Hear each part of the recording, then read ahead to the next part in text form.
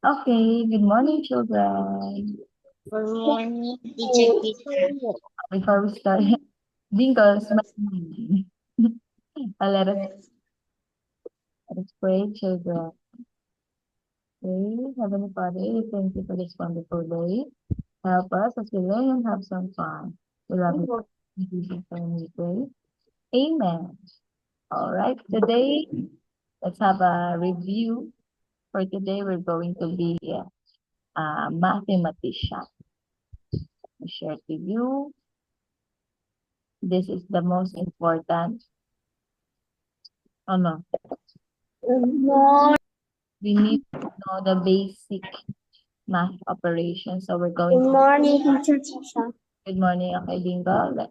Children, can you see, what can you see on the screen? Can you read? I'm the sub. Okay, I want you to get a paper and pencil. We're going to be genius. You're going to solve it. Let us check your knowledge about this one, children. Wait lang po. Let us see if this is a piece of cake for you. Please write. Hey, very good, Zoe. She's ready. All right. Let me give you 3 minutes for that. Okay, I'm going to put some timer kasi we only got 30 minutes. So let's go, children. Ellie, I want you to get a pencil and a paper so you can solve this one. Okay? Yes, Teacher Tisha. Sige. Game, Teacher Tisha. Ano po yung susulat namin? Okay po.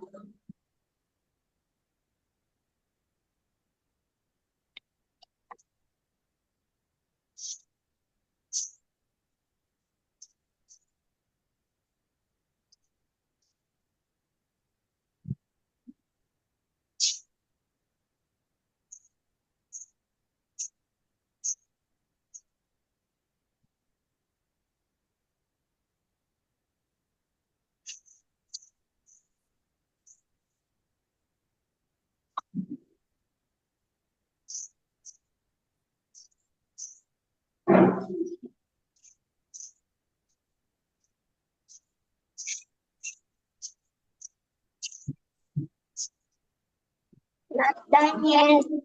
Okay. I'll be putting the timer, children, ha? Please be mindful of the time because that is only one problem.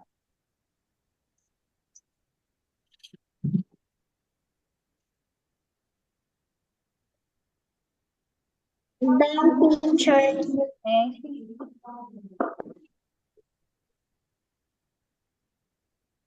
I-answer mo. Halika.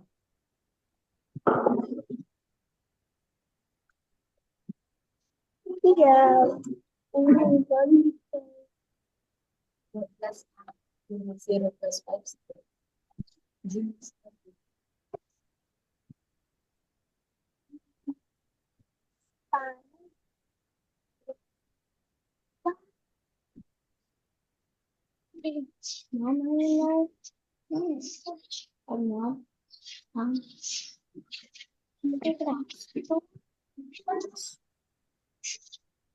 You got 1 minute and 50 seconds. Please be mindful of the time because we are practicing in your long test. We are not going to wait for 1 hour, huh? We only have limited time for our long test. So get ready, children. I think AJ is done. Are you done, AJ? Done na po ba si AJ? Yes. Okay, very good. Yes po. Well done. 7, 8, 9, 10, 11.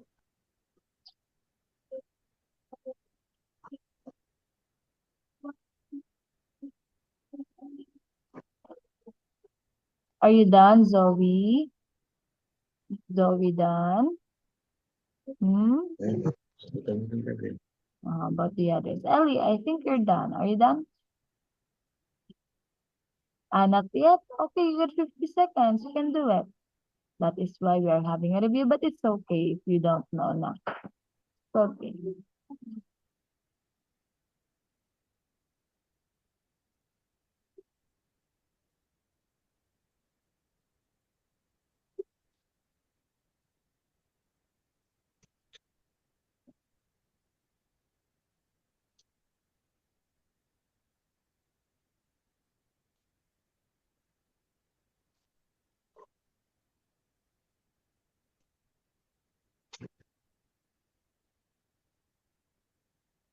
Okay, 10 seconds.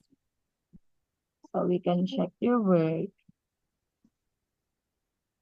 I'm done. Well done, Sophia. Sakto. Very good now. Very good. Okay, let me check. Okay. Now we're going to check your work. Very good, very good. Now, take a look now. We got here. What is the first thing to do if we are going to add? Should we go to the first number or at the last number? First number. At the last number. You wait for okay. Okay.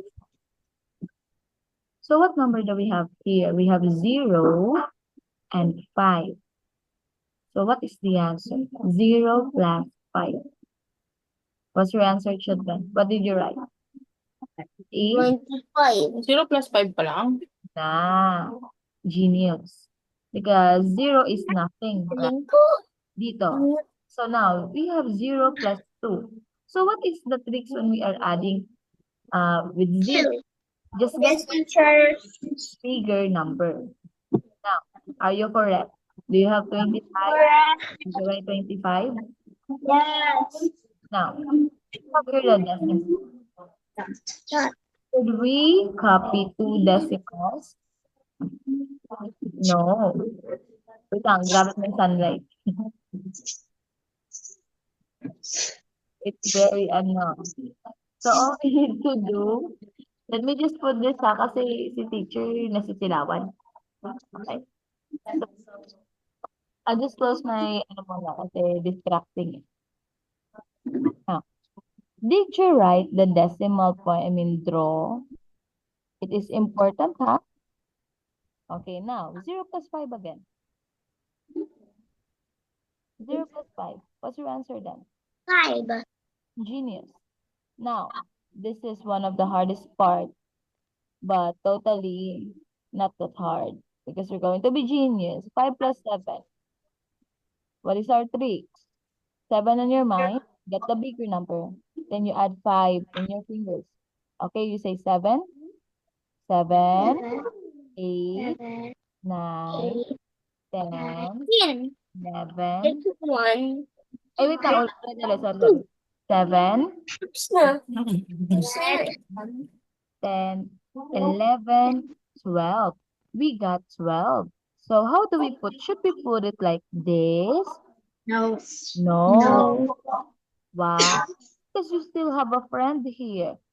Number 1 is your friend, so you're going to put a number so you can be together. Now, when we add 1 plus 1, what is the answer? 2. 2. Now, did you write this one or we forgot something? Oh, is my answer correct? Yes. Yes, but, Peso sign. sign genius. This is letter P, just letter P with equals. So, how do we read this number? How do we 5. 22525? No. We're going to 225 pesos and 20 Pesos 20. pesos. The decimal point here, it stands 5. the word Yes, and teacher. okay, entiendo? It's very nice about it. Okay, now let's go on to the next one. Masarap. Ooh, this is a lot, but later na lang ha, kasi yung time. Let us now find the difference When we say different, take a look at the symbol we got here. Subtraction sign. So all you need to do is to borrow. That is easy. Easy? Easy peasy? Please answer 3 minutes again, ha? May time tayo, children. In 3, Basta, bibisa ko na lang. 2, 1, go. Wait. Hindi ko na dapat.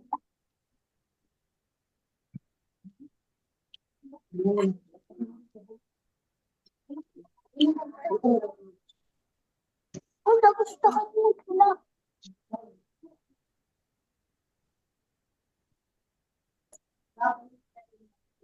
Sure.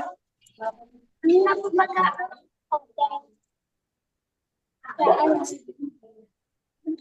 Ah,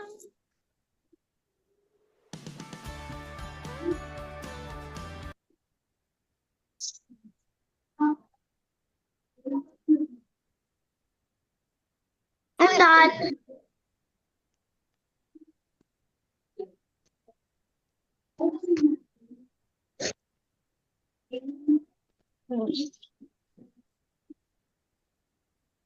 You know, I don't know.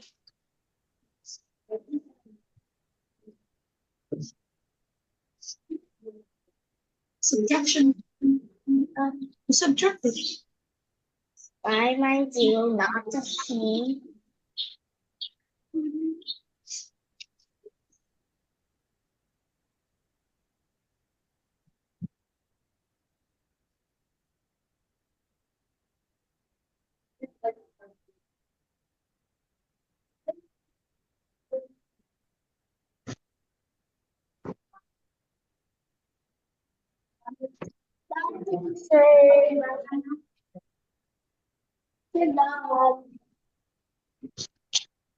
Don't sure.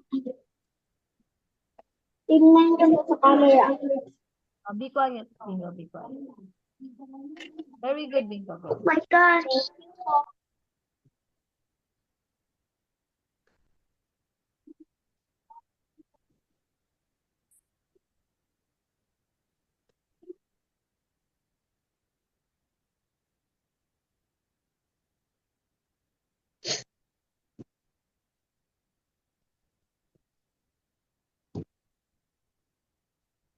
Opo ka dito. Alam niya ni ano, kuha ka doon ng lapis. Good mo Teacher, din. Sana. Habol sa iba na habol. done. Morning, Mami JB.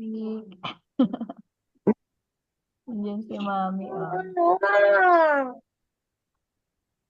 Okay. So, okay, Ivana, ha? Listen na lang kay teacher. Bitin na yung time. Because we're just not going to explore about solving money problems. Because we're also going to dive to the fraction world. Okay. Done. It's okay, children.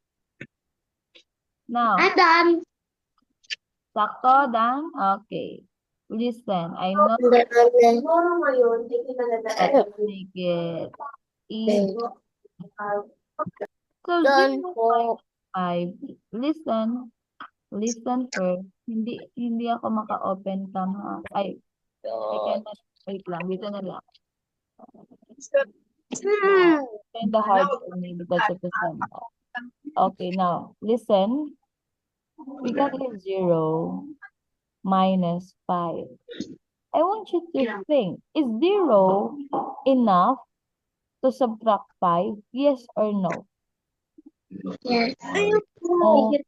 Ayoko. Enough. Imagine, may 0 pesos ka, tapos bibili ka ng stick O, di mangungutang ka na lang kasi your money is not enough then, right? So what are we going to do? We are going to use our power forward. 0 will become what? We are going to borrow 1. And what will happen to the next number? Since we borrow 1, supposedly magiging magiging 9 na lang siya. Because we borrow. Listen, baby, listen. Now, 10 minus 5, children. 10 minus 5. What's the answer? 5. 10. Okay, use your two hands. 10. Take away 5. What's the answer? It is 5. 0. Now, you get 9 minus 2. Okay, use your 9 fingers. Show 9 fingers. Okay, let me see 9 fingers. Like this. Ano ba yan? 9. We take away 5, ha? How many are left? We got 4 na lang. Very good. Going to put 4. Now, copy the decimal point. Now, since we borrowed 1, it will become 9 again. And since we borrow again, minus 1 lang yan. So, totally, we're just going to add and subtract. Now, 9 minus 5 na children. 9 minus 5. Use your 9 fingers, eliminate 5. Again, we got 4. Now, is 4 enough to subtract 7? No. Always remember, children, kapag maliit ang number sa taas tapos malaki sa baba, we're going to borrow. So, it will become 14 and 0 na to. Wala na. Now, 14 minus 7, we can use our mind kasi hindi nakasya sa ating fingers, no? We do this. 7, with me.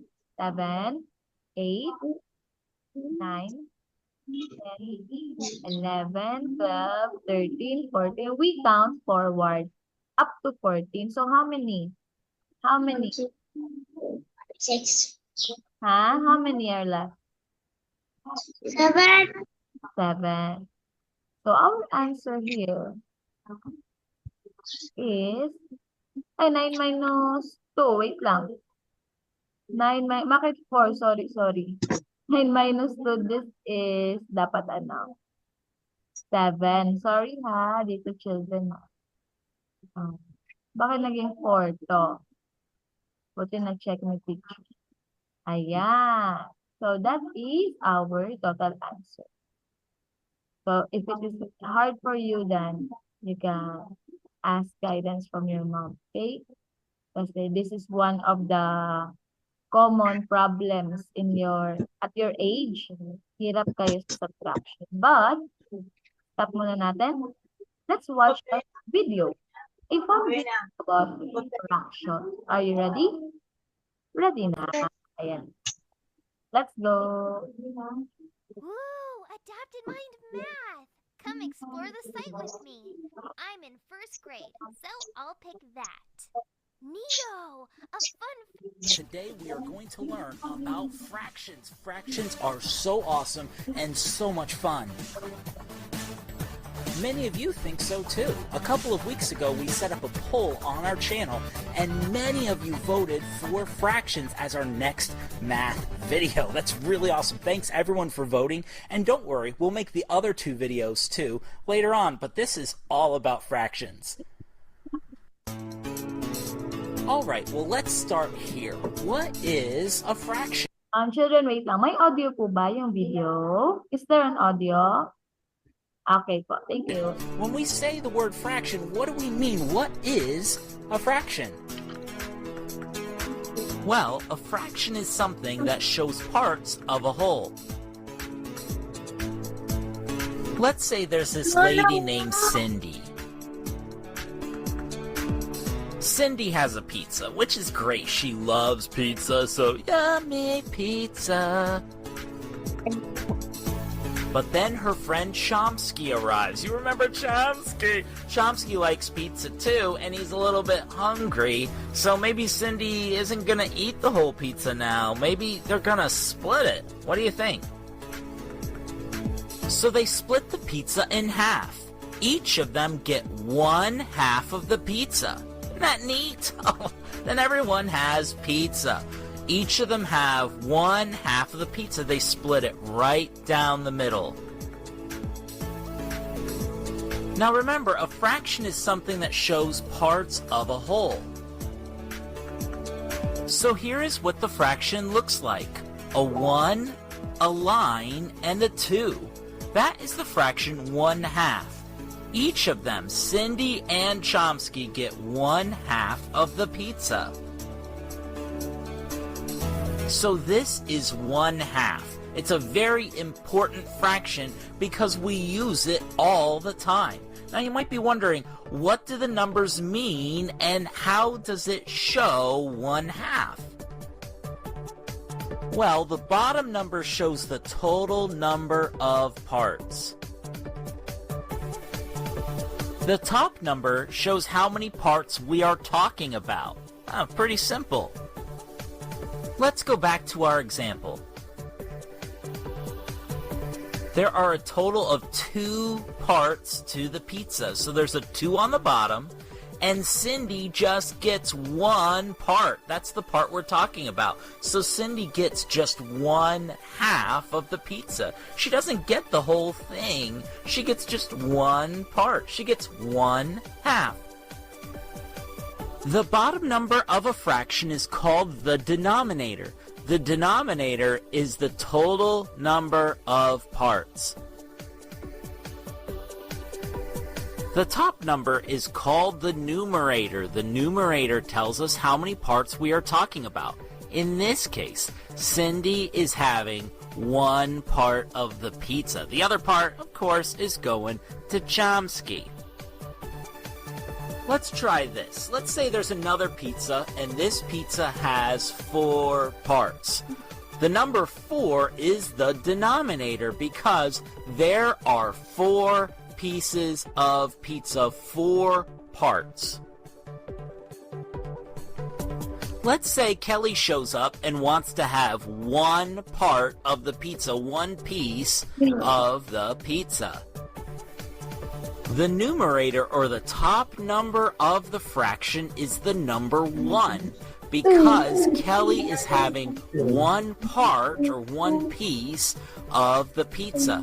Kelly is having 1/4 of the pizza. Pretty simple, pretty fun. Fractions are awesome. Now we're going to need your help. Help us figure out, what fraction is it? What fraction is it? Wow, we're going to have a great time. Let's say we have a group of 5 sports balls. 1 is a basketball. The other 4 are soccer balls. Let's figure out what fraction of the balls are basketballs. What fraction of the balls are basketballs? So we know a fraction has a line in the middle, and the top number is the numerator, and the bottom number is the denominator. The denominator shows us the total number of parts or units. How many sports balls are there?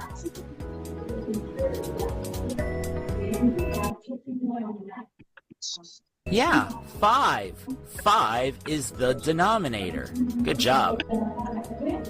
Now remember, we're asking for the fraction of sports balls that are basketballs. So how many basketballs are there? 1. Denominator. 1. Numerator. What's the number for the numerator? What's the answer? 5.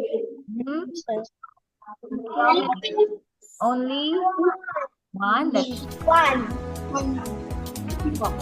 Yeah, just 1. The number 1 is the numerator. 1 is the numerator kasi siya yung naiiba. Out of how many balls?